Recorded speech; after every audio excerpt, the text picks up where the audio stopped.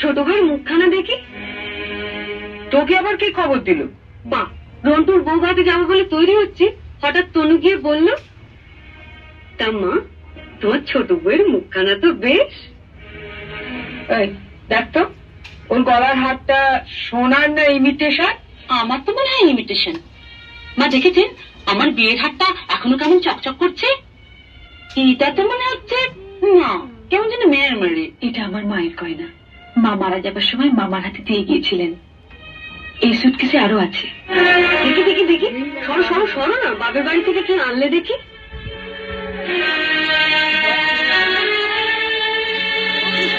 কি শাড়ি গো, কি মেয়ে!